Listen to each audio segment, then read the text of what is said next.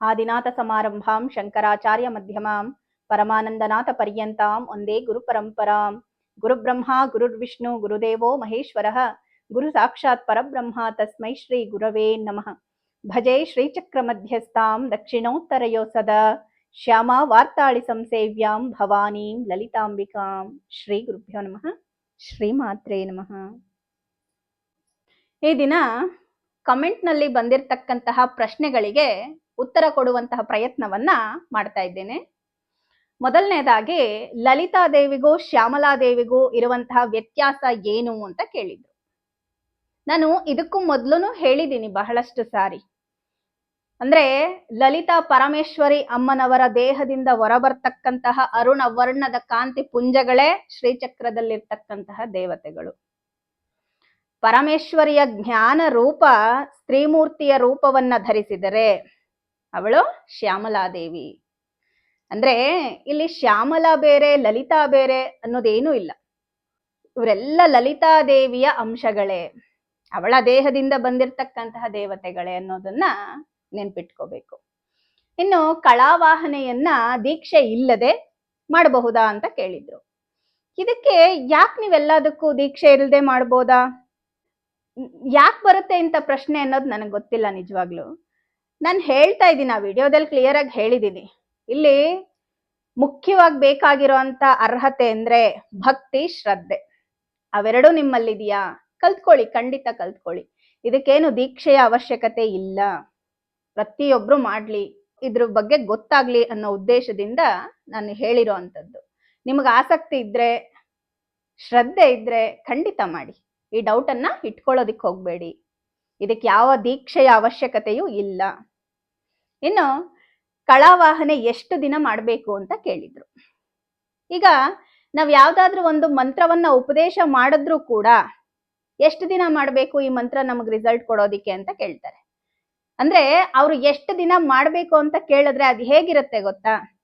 ಎಷ್ಟು ದಿನದಲ್ಲಿ ಮುಗಿಯುತ್ತೆ ಅಂದ್ರೆ ಅದು ಮಾಡೋ ಅಂತ ಉತ್ಸಾಹ ಅವರಲ್ಲಿಲ್ಲ. ನಾವ್ ಯಾವತ್ತೂ ಇಷ್ಟೇ ದಿನ ಮಾಡ್ಬೇಕು ಅಂತ ಅಲ್ಲ, ಲೈಫ್ ಟೈಮ್ ಮಾಡ್ಬೇಕು, ನಾವಿರೋವರೆಗೂ ಮಾಡ್ಬೇಕು. ಇಷ್ಟೇ ದಿನಕ್ಕೆ ರಿಸಲ್ಟ್ ಕೊಡುತ್ತೆ, ಇಷ್ಟೇ ದಿನ ಮಾಡ್ಬೇಕು ಅನ್ನೋದು ಏನೂ ಇಲ್ಲ. ಯಾವುದೇ ಮಂತ್ರ ಆದ್ರೂ ಅಷ್ಟೇ, ಸ್ತೋತ್ರ ಪಾರಾಯಣ ಆದ್ರೂ ಅಷ್ಟೇ, ಕಳಾವಾಹನ ಆದ್ರೂ ಅಷ್ಟೇ. ಅರ್ಥ ಮಾಡ್ಕೊಳ್ಳಿ. ಇನ್ನು ಮನೆಯಲ್ಲಿ ಎಲ್ರು ಹೋಮ ಮಾಡ್ಬೋದಾ ಅಂತ ಕೇಳಿದ್ರು. ಖಂಡಿತ ಮಾಡ್ಬೋದು. ಅದರಲ್ಲೂ ವೈದಿಕ ಪದ್ಧತಿಯಲ್ಲಿ ಮಾಡುವಂತಹ ಯೋಗ್ಯತೆ ಇಲ್ಲ ಅಂದ್ರೂ ಲೌಕಿಕ ಅಗ್ನಿಯನ್ನ ಪ್ರತಿಷ್ಠಾಪನೆ ಮಾಡಿ ನೀವು ಅನುಷ್ಠಾನ ಮಾಡ್ತಕ್ಕಂತಹ ಮಂತ್ರಕ್ಕೆ ದಶಾಂಶ ಹವನವನ್ನ ಪ್ರತಿಯೊಬ್ರು ಮಾಡಬಹುದು. ಅಂದ್ರೆ ಇವರಿಗೆ ಅವರ ಸಾಧನೆಗೆ ಅವರು ಹೋಮ ಮಾಡ್ಕೊಳ್ಳೋ ಯೋಗ್ಯತೆ ಇರತ್ತೆ ವಿನಃ ಇನ್ನೊಬ್ಬರಿಗೆ ನಾವು ಹೋಮ ಮಾಡ್ಕೊಡ್ತೀವಿ ಅನ್ನೋಂಥ ಯೋಗ್ಯತೆ ಇರೋದಿಲ್ಲ. ಅದು ಕೇವಲ ವೈದಿಕ ಪದ್ಧತಿಯಲ್ಲಿ ಮಾಡೋರಿಗೆ ಮಾತ್ರ ಇರುತ್ತೆ. ಇನ್ನು ಬಹಳಷ್ಟು ಜನ ನನಗೆ ಹೇಳೋದೇನಂದ್ರೆ, ನಾನು ಶ್ರೀವಿದ್ಯಾ ದೀಕ್ಷೆ ತಗೊಳ್ಳೋದಿಕ್ಕೆ ಕಾಯ್ತಾ ಇದ್ದೀನಿ ಅಂತ. ಇಲ್ಲಿ ನೀವು ಕಾಯೋ ಅವಶ್ಯಕತೆ ಇಲ್ಲಮ್ಮ. ಪರಮೇಶ್ವರಿ ಅನುಗ್ರಹ ನಿಮಗಿದ್ರೆ ಅವಳು ಖಂಡಿತ ಬರ್ತಾಳೆ. ದೀಕ್ಷೆ ಅನ್ನೋದು ನಾವು ಹುಡ್ಕೊಂಡು ಹೋಗೋದಲ್ಲ, ಅದೇ ಬರುತ್ತೆ. ಒಂದು ಯೋಗ್ಯತೆ ನಿಮಗ್ ಬಂದಿದೆ ಅಂತ ಹೇಳಿದ್ರೆ ಯಾವ್ದಾದ್ರೂ ಒಂದು ರೂಪದಲ್ಲಿ ನಿಮ್ಗೆ ಪರಮೇಶ್ವರಿನೇ ಗುರುವಾಗಿ ಬರ್ತಾಳೆ, ಒಳ್ಳೆ ಗುರುವನ್ನ ತೋರಿಸ್ತಾಳೆ, ಖಂಡಿತ ಸಿಗುತ್ತೆ. ಆ ಒಂದು ಯೋಗ್ಯತೆಯನ್ನ ಸಂಪಾದನೆ ಮಾಡಿ ಮೊದ್ಲು. ಅಂದ್ರೆ ಶ್ರದ್ಧೆ ಭಕ್ತಿಯಿಂದ ತ್ರಿಕರಣ ಶುದ್ಧಿಯಿಂದ ಪರಮೇಶ್ವರಿಯನ್ನ ಆರಾಧನೆ ಮಾಡ್ತಾ ಬನ್ನಿ. ಲಲಿತಾ ಸಹಸ್ರನಾಮ, ತ್ರಿಶತಿ, ಖಡ್ಗಮಾಲ ಇವೆಲ್ಲ ಸಾಮಾನ್ಯದ ಸ್ತೋತ್ರಗಳಲ್ಲ. ಇವೆಲ್ಲ ಮಹಾ ಮಂತ್ರಗಳಿಗೆ ಸಮ ಆಗಿರುವಂಥದ್ದು. ಇವಾಗ ಪಂಚದಶಿ ಮಹಾಮಂತ್ರ ಜಪ ಮಾಡಿದ್ರೇನೆ ಶ್ರೀವಿದ್ಯಾ ಅಂತ ಅಲ್ಲ. ಲಲಿತಾ ತ್ರಿಶತಿ ಕೂಡ ಪಂಚದಶಿ ಮಹಾಮಂತ್ರದ ನಾಮರೂಪಗಳವೆಲ್ಲ. ಆ ಪಂಚದಶಿ ಮಹಾಮಂತ್ರಕ್ಕೆ ಎಷ್ಟು ಶಕ್ತಿ ಇದೆಯೋ ಲಲಿತಾ ತ್ರಿಶತಿಗೂ ಕೂಡ ಅಷ್ಟೇ ಶಕ್ತಿ ಇದೆ. ಆ ನಾಮಗಳಿಂದ ಅರ್ಚನೆ ಮಾಡ್ತಾ ಬನ್ನಿ, ಕ್ರಮೇಣ ನಿಮ್ಗ ಪಂಚದಶಿ ಮಹಾಮಂತ್ರವೇ ಸಿಗ್ಬೋದು. ಹಾಗಾಗಿ ಅದು ಶ್ರೀವಿದ್ಯಾ ಅಂತಾನೆ ಮಾಡಿ. ಅದು ಶ್ರೀವಿದ್ಯಾನೇ, ಅದು ಶ್ರೀವಿದ್ಯಾ ಅಂತ ಅನ್ಕೊಳ್ಳಿ ಅನ್ನೋದಲ್ಲ, ಅದೇ ಶ್ರೀವಿದ್ಯಾ. ಯಾರು ಲಲಿತಾ ಸಹಸ್ರನಾಮವನ್ನ ನಿತ್ಯವೂ ಮನೆಯಲ್ಲಿ ಪಠನೆ ಮಾಡ್ತಾ ಇರ್ತಾರೆ, ನಿತ್ಯವೂ ಲಲಿತಾದೇವಿಯ ಆರಾಧನೆ ಎಲ್ಲಿ ನಡೀತಾ ಇರುತ್ತೆ, ಯಾರು ಮಾಡ್ತಾರೆ, ಅವರು ಶ್ರೀವಿದ್ಯಾ ಉಪಾಸಕರು ಅಂತಾನೆ ಲೆಕ್ಕ. ಇನ್ನು ಕಳಾವಾಹನೆಯನ್ನ ಯಾವ ಸಮಯದಲ್ಲಿ ಮಾಡಬೇಕು? ಮೊದಲು ಈ ಆಲೋಚನೆಯನ್ನ ಬಿಡಿ. ಯಾವ ಸಮಯದಲ್ಲಿ, ಇದೇ ಸಮಯದಲ್ಲಿ ಮಾಡ್ಬೇಕಾ? ನಿಮ್ಮ ಅನುಕೂಲವನ್ನ ನೋಡ್ಕೊಂಡು ಮಾಡಿ. ಇಲ್ಲಿ ಯಾವುದೇ ತರಹದ ನಿಯಮ ನಿಬಂಧನೆಗಳು ಇರೋದಿಲ್ಲ. ಅದು ನಮ್ಮ ಅನುಕೂಲಕ್ಕೆ ನಾವು ಮಾಡ್ಕೊಂಡಿರೋ ಅಂಥದ್ದೇ ವಿನಃ ಭಗವಂತ ಯಾವುದಕ್ಕೂ ಹೇಳಿಲ್ಲ. ಪರಮೇಶ್ವರಿ ಅವಳು ಕಾಲಾತೀತಳು. ಅಂದ್ರೆ ಅವಳು ಕಾಲ ಅನ್ನೋದು ಯಾವುದೂ ಇಲ್ಲ.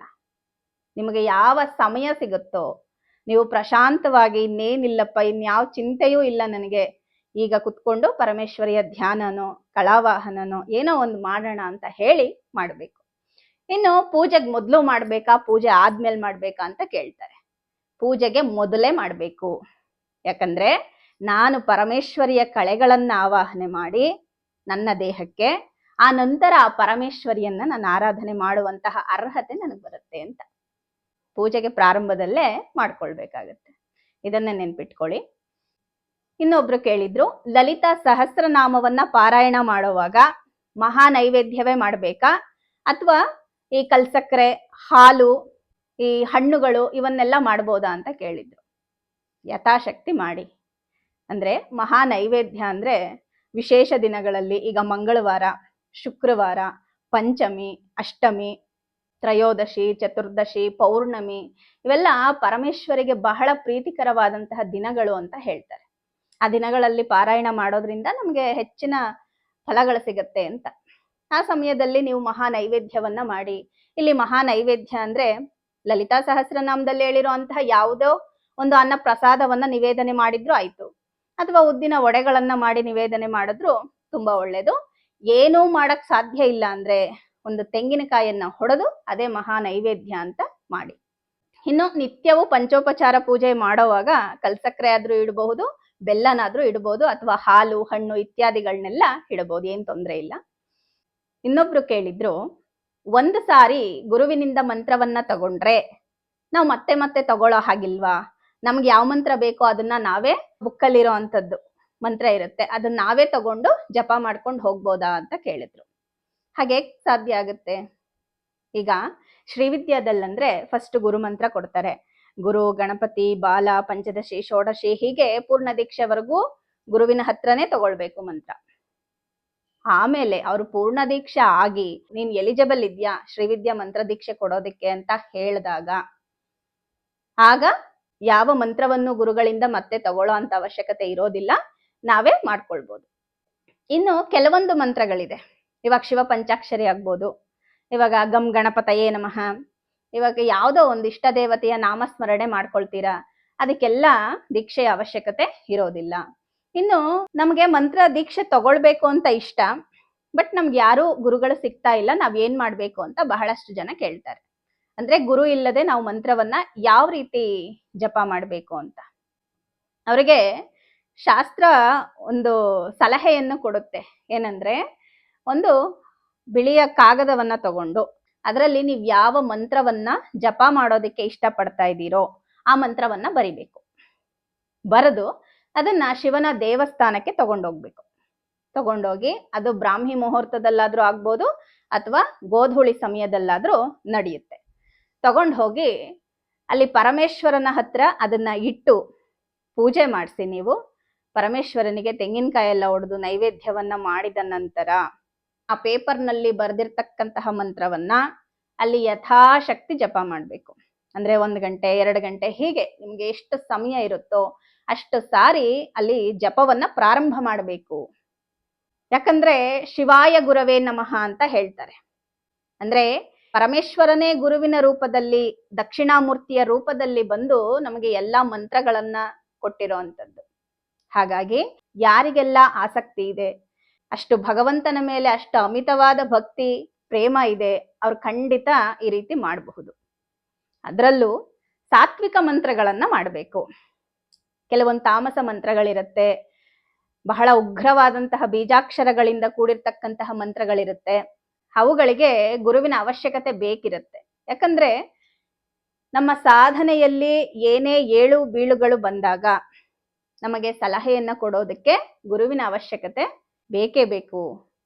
ಇನ್ನು ಒಂದು ಪ್ರಶ್ನೆ, ಶ್ರೀಚಕ್ರ ಪೂಜೆ ಮಾಡೋದಕ್ಕೆ ತೆಗೆದುಕೊಳ್ಳುವ ಮಂತ್ರೋಪದೇಶ ಯಾವುದು ಅಂತ ಕೇಳಿದ್ರು.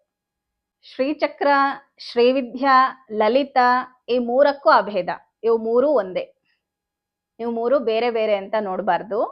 ಇಲ್ಲಿ ಯಾರು ಪಂಚದಶಿ ಮಹಾಮಂತ್ರವನ್ನ ಉಪದೇಶ ಪಡೆದು ಅಕ್ಷರ ಲಕ್ಷ ಜಪ ಮಾಡಿ ಆ ಮಂತ್ರಾಧಿಕಾರವನ್ನ ಪಡ್ಕೊಂಡಿರ್ತಾರೋ ಅವರಿಗೆ ಶ್ರೀಚಕ್ರ ಅರ್ಚನೆ ಮಾಡುವಂತಹ ಅಧಿಕಾರ ಇರುತ್ತೆ ಅಂತ ಹೇಳ್ತಾರೆ. ಹಾಗಾಗಿ ಮೊದಲು ಆ ಪ್ರಯತ್ನವನ್ನ ಮಾಡಬೇಕು, ಅಂದ್ರೆ ಮಂತ್ರ ದೀಕ್ಷೆಯನ್ನ ಪಡ್ಕೊಳ್ಬೇಕು, ಆ ನಂತರ ಅರ್ಚನೆಯನ್ನ ಮಾಡ್ಕೊಂಡು ಹೋಗ್ಬೋದು. ಇನ್ನೊಬ್ರು ಕೇಳಿದ್ರು, ದಿನಕ್ಕೆ ನಾನು 1000 ಸಾರಿ ಚಂಡಿ ಮಂತ್ರ ಜಪ ಮಾಡ್ತಾ ಇದ್ದೀನಿ, ನಂಗೆ ಯಾವ ತರ ಸಿದ್ಧಿ ಆಗತ್ತೆ ಅಂತ. 1000 ಸಾರಿ ಚಂಡಿ ಮಂತ್ರ ಜಪ ಮಾಡೋದು ಯಾವ ಲೆಕ್ಕಕ್ಕೂ ಅಲ್ಲ. ಯಾಕಂದ್ರೆ ಅದು ಬಹಳ ಚಿಕ್ಕ ಮಂತ್ರ, ಅದು ಅರ್ಧ ಗಂಟೆ ಕುತ್ಕೊಂಡ್ರೆ 1000 ಆಗ್ಬಿಡತ್ತೆ. ನಾವು ಚಂಡಿ ಮಂತ್ರದಂತಹ ಮಂತ್ರಗಳನ್ನ ದಿನಕ್ಕೆ 10,000 ಆದ್ರೂ ಜಪ ಮಾಡ್ಬೇಕು. ಫಸ್ಟು ಮಂತ್ರನ ಅಕ್ಷರ ಲಕ್ಷ ಜಪ ಮಾಡಿ, ಆಮೇಲೆ ಯಾವ ತರ ಸಿದ್ಧಿ ಆಗತ್ತೆ ಅನ್ನೋದನ್ನ ಯಾರ ಹತ್ರನೂ ಕೇಳೋ ಅವಶ್ಯಕತೆ ಇರೋದಿಲ್ಲ, ಅದೇ ಗೊತ್ತಾಗತ್ತೆ ನಿಮ್ಗೆ. ಮತ್ತೆ ಇನ್ನೊಬ್ರು ಕೇಳಿದ್ರು, ಬೀಜ ಮಂತ್ರಗಳನ್ನ ಉಚ್ಚಾರ ಮಾಡೋದ್ರಿಂದ ನಮ್ಮಲ್ಲಿ ಕುಂಡಲಿನಿ ಶಕ್ತಿ ಆಕ್ಟಿವ್ ಆಗತ್ತಾ ಅಂತ. ಕುಂಡಲಿನಿ ಶಕ್ತಿ ಆಕ್ಟಿವೇಟ್ ಆಗೋದಕ್ಕೆ ಬಹಳಷ್ಟು ಮಾರ್ಗಗಳಿದಾವೆ, ಅದರಲ್ಲಿ ಇದು ಒಂದು. ಇದು ಬಹಳ ಸೇಫ್ ಅಂತಾನೆ ಹೇಳ್ಬೋದು. ಮಂತ್ರ ಜಪ ಮಾಡ್ತಾ ಮಾಡ್ತಾ ಸ್ಲೋ ಆಗಿ ಈ ಪ್ರಾಸೆಸ್ ನಮ್ಗೆ ಗೊತ್ತಿಲ್ಲದ ಹಾಗೆ ನಡೆದು ಹೋಗುತ್ತೆ. ಒಂದು ದಿನ ಆ ಸಮಾಧಿ ಸ್ಥಿತಿಯನ್ನ ಕೂಡ ನಾವು ಅನುಭವಿಸ್ತೀವಿ. ಒಂದೇ ಸಮಯದಲ್ಲಿ ಒಂದಕ್ಕಿಂತ ಹೆಚ್ಚು ಮಂತ್ರಗಳನ್ನ ಜಪ ಮಾಡ್ಬೋದಾ ಅಂತ ಕೇಳಿದ್ರು. ಫಸ್ಟ್ ಒಂದು ಮಂತ್ರನ ಸರಿಯಾದ ಕ್ರಮದಲ್ಲಿ ಪುರಶ್ಚರಣೆಯನ್ನ ಮಾಡಿ, ಆಮೇಲೆ ಅದರ ಸಂಖ್ಯೆ ನಿತ್ಯ ಅನುಷ್ಠಾನದಲ್ಲಿ ಸಂಖ್ಯೆ ಕಡಿಮೆ ಆಗುತ್ತೆ. ಇವಾಗ ನಾವು ಪುರಶ್ಚರಣ ಮಾಡಿದ್ವಿ ಅಂದ್ರೆ ಇನ್ನು ನಿತ್ಯಾನುಷ್ಠಾನದಲ್ಲಿ ಅದು 1000 ಸಾರಿನೋ ಎಷ್ಟೋ ನಮ್ಗೆ ಎಷ್ಟಾಗುತ್ತೋ ಅಷ್ಟು ಜಪ ಮಾಡ್ಕೊಂಡು ಹೋಗ್ತಾ ಇರ್ತೀವಿ. ಆ ಸಮಯದಲ್ಲಿ ನೀವು ಇನ್ನೊಂದು ಮಂತ್ರವನ್ನು ಕೂಡ ಗುರುವಿನಿಂದ ದೀಕ್ಷೆಯನ್ನ ಪಡೆದು ಅನುಷ್ಠಾನವನ್ನ ಮಾಡಬಹುದು ಅಥವಾ ಪುರಶ್ಚರಣೆಯನ್ನ ಮಾಡಬಹುದು. ಇನ್ನು ಷೋಡಶೋಪಚಾರ ಪೂಜೆ ಮಾಡುವ ವಿಧಾನವನ್ನ ಮಂತ್ರ ಸಹಿತ ತಿಳಿಸ್ಕೊಡಿ ಅಂತ ಕೇಳಿದ್ದೀರಾ. ಯಾರಿಗೆಲ್ಲ ಆಸಕ್ತಿ ಇದೆ ಕಾಮೆಂಟ್ ಮಾಡಿ, ಖಂಡಿತ ಆ ವಿಡಿಯೋ ಮಾಡೋದಿಕ್ಕೆ ಪ್ರಯತ್ನ ಮಾಡ್ತೀನಿ. ಯಾರ್ಯಾರು ಕಮೆಂಟ್ಸ್ ಅನ್ನ ಮಾಡಿದ್ರಿ ಅವ್ರಿಗೆಲ್ಲ ಉತ್ತರ ಸಿಕ್ಕಿದೆ ಅಂತ ಭಾವಿಸ್ತೀನಿ. ಎಲ್ಲರಿಗೂ ಶ್ರೀಮಾತಾ ಲಲಿತಾ ಪರಮೇಶ್ವರಿ ಸನ್ಮಂಗಳಗಳನ್ನುಂಟು ಮಾಡ್ಲಿ ಅಂತ ಪ್ರಾರ್ಥಿಸ್ತಾ, ಲೋಕಾ ಸಮಸ್ತ ಸುಖಿನೋ ಭವಂತು, ಸಮಸ್ತ ಸನ್ಮಂಗಳಾನಿ ಭವಂತು.